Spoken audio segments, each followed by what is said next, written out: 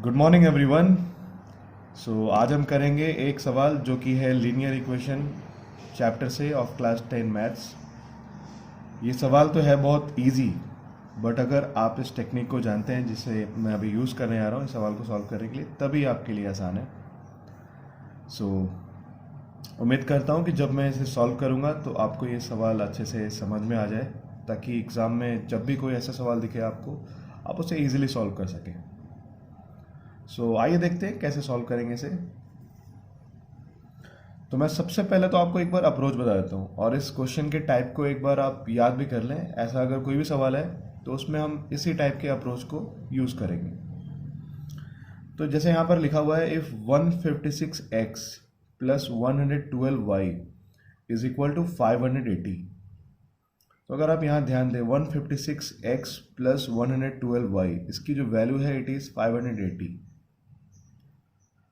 और यहाँ पर क्या गिवन है, 112x plus 156y is equal to 492। कई बार क्या होता है कि अगर हम किसी सवाल को सॉल्व करना चाहते हैं तो हम उसके लिए जो मेथड्स है, जैसे कि एलिमिनेशन मेथड या फिर सब्स्टिट्यूशन मेथड, उन्हें यूज़ करते हैं। बट अगर आप यहाँ पर एलिमिनेशन मेथड यूज़ करेंगे तो ये आपके लिए इतना आसान नहीं होगा सॉल्व कर पाना, और ये सवाल एलिमिनेशन मेथड से अभी डायरेक्टली नहीं बन पाएगा। और अगर हम बात करें सब्स्टिट्यूशन मेथड की, तो सब्स्टिट्यूशन मेथड में भी देखा जाए तो ये सवाल काफ़ी ज़्यादा लेंदी हो जाएगा। तो इसे सॉल्व करने के लिए हम क्या करते हैं, सबसे पहले हम इन दोनों इक्वेशन को ऐड कर लेते हैं। ऐड करने के बाद जो कुछ भी कैंसिल आउट होगा LHS और RHS में, उसे हम कॉमन लेकर के कैंसिल आउट कर लेंगे। तो सबसे पहले हम दोनों इक्वेशन को ऐड करेंगे, और उसके बाद में किसी भी एक इक्वेशन में से दूसरे इक्वेशन को सब्ट्रैक्ट कर लेंगे। यानी सबसे पहले हमने क्या किया, इस इक्वेशन को और इस इक्वेशन को, दोनों इक्वेशन को ऐड कर दिया। ऐड करने के बाद जो पार्ट कॉमन आया उसे कैंसिल आउट कर दिया, और उसके बाद सेकंड क्या करेंगे, हम इस इक्वेशन में से इसे सब्ट्रैक्ट कर सकते हैं, फिर जो कॉमन आएगा उसे भी हम कैंसिल आउट कर लेंगे। तो यहाँ से जो दो इक्वेशन डेवलप होंगे उन्हें हम इजीली एलिमिनेशन मेथड से सॉल्व कर सकते हैं। ठीक है, अब जो मैं आपको अभी बता रहा हूँ, आइए मैं करके दिखाता हूँ आपको कैसे करेंगे इसे। तो सबसे पहले इक्वेशन क्या है वो लिख लेते हैं। Given 156x plus 112y is equal to 580, और सेकेंड इक्वेशन है 112x plus 156y is equal to 492। तो मैं सबसे पहले तो इनको 1 और 2 मान लेता हूँ, इक्वेशन 1 इक्वेशन 2। अब मैं क्या करूँगा, सबसे पहले जैसा कि मैं आपको बता रहा था, वी विल ऐड देम, है ना। सबसे पहले हम इसे ऐड कर लेते हैं।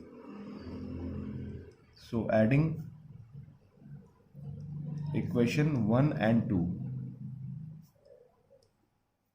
तो 1 और 2 को अगर हम ऐड करेंगे तो ये क्या बनेगा, this will become 156 plus 112 is 268x plus 268y is equal to, अगर इसे आप ऐड करेंगे देन दिस विल बिकम 1072। ठीक है, तो सबसे पहले हमने क्या किया, हमने दोनों इक्वेशन को ऐड कर लिया, तो ये वैल्यू हमारे पास है। और अब हम यहाँ से कॉमन लेंगे। ऐसे इक्वेशन में एक बेनिफिट क्या होती है कि आप इसको बहुत ज़्यादा शॉर्ट फॉर्म में रिड्यूस कर सकते हैं। अगर आप यहाँ से कॉमन ले लें तो कॉमन क्या निकलेगा, 268 x plus y is equal to 1072 को भी मैं लिख सकता हूँ 268 इंटू 4। यहाँ से 268 और 268 कैंसिल। क्या बच गया हमारे पास, x plus y is equal to 4, और इसको मैं मान लेता हूँ equation number 3। This is equation number 3।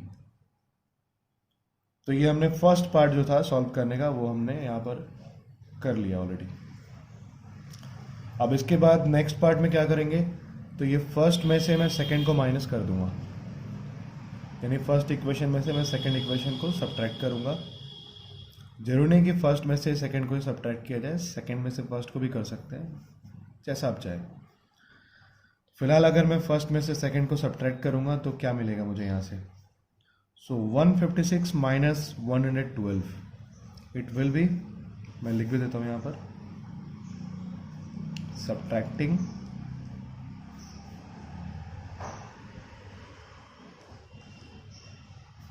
Equation 2 from 1।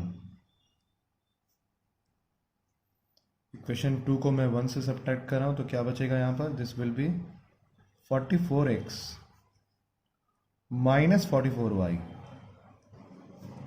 Is equal to, और यहाँ से क्या बच जाएगा? So this will be 88।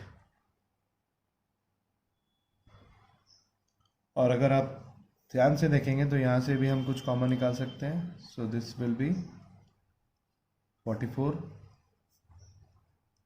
x minus y is equal to 44 into 2। So ये 44 और 44 कैंसिल। सो यहाँ से हमें क्या मिला? x minus y is equal to 2, और इसे मैं मानूंगा equation number 3, sorry this is equation number 4 क्योंकि 3 ऑलरेडी मान चुके हैं ऊपर में। सो जैसा कि आप देख सकते हैं ये जो इतना बड़ा इक्वेशन था वो अब रिड्यूस होकर बन चुका है x plus y is equal to 4 और x minus y is equal to 2। और अगर स्टूडेंट्स आपको ये पता है कि एलिमिनेशन मेथड कैसे यूज़ करते हैं तो आपसे तो ये सवाल अभी तुरंत बन गया होगा।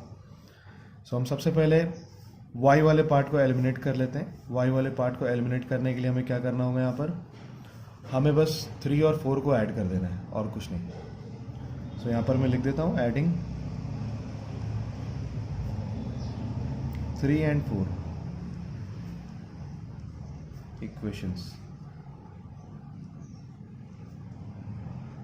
तो 3 और 4 को अगर मैं ऐड करूंगा तो क्या बनेगा? This will be 2x is equal to 6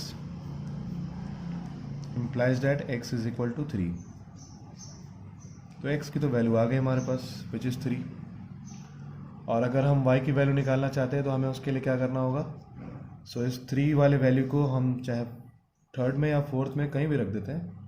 जैसे मैं अगर थर्ड में रखता हूँ then putting x is equal to 3 in third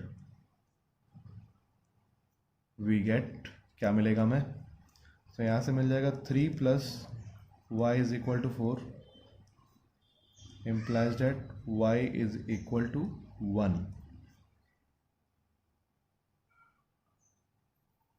very easy. So y is equal to 1 and x is equal to 4, ये है हमारा आंसर। सो आई होप कि ये सवाल जो है आपको ये अच्छे से क्लियर हो गया होगा, और आने वाले टाइम में अभी और भी बहुत सारे सवाल लेकर के आऊँगा of class 9, 10th, 11th and 12th। तब तक के लिए take care of yourself and thank you for watching.